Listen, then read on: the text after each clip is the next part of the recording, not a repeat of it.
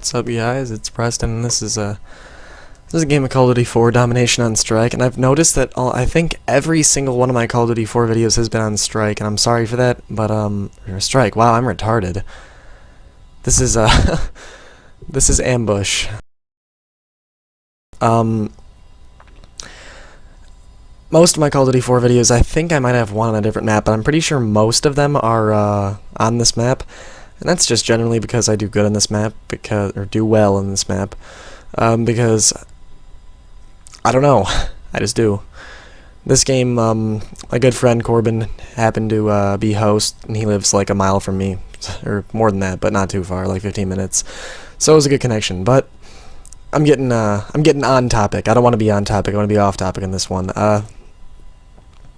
This video is more or less about, a topic that I thought you guys might find interesting because it kind of relates to gaming in general. Well, it actually relates to gaming in general a lot.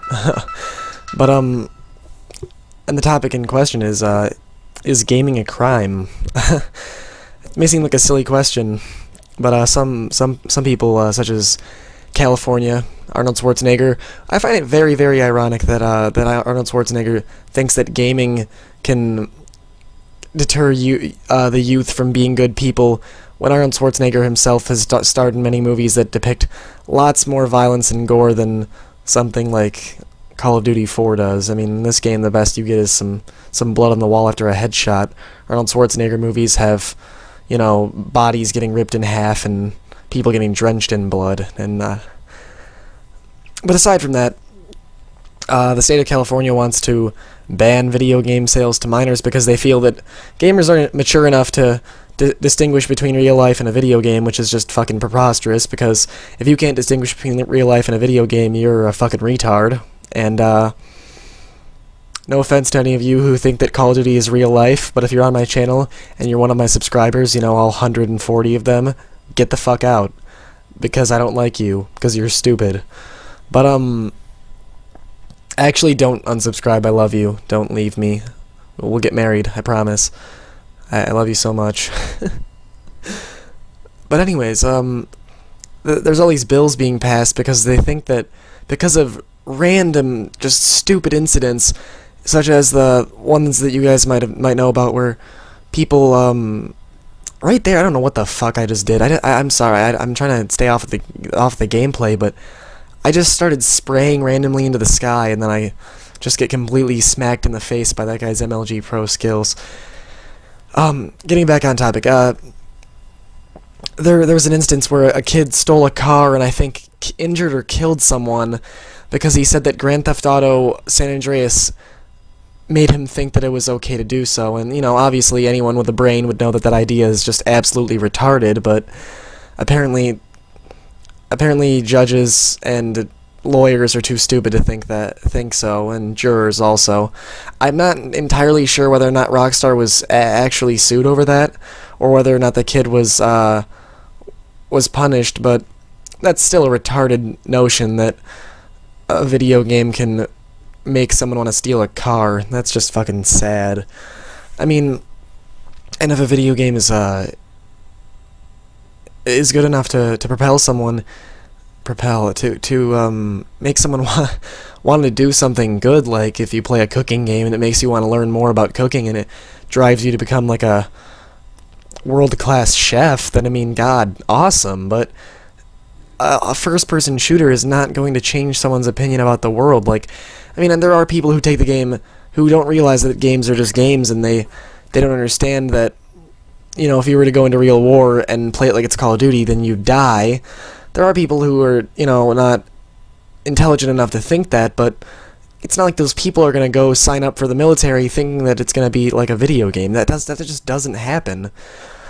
There was another instance where this is actually one of the major points in the case against video games affecting people's minds, and that was a kid in California. I don't know, it wasn't California.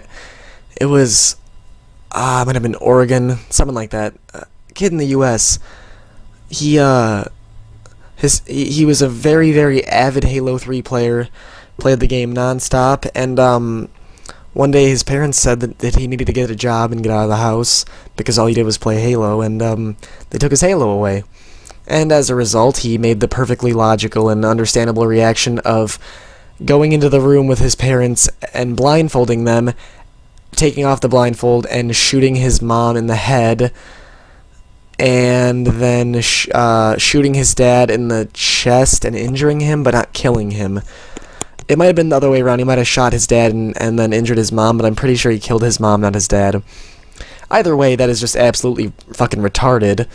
And if your parents ever take away your game and you feel the urge to kill them, seek help. Because there is a chemical imbalance in your brain that is causing you to be a fucking maniac, and you really, really should just, get your shit straight, because you're insane.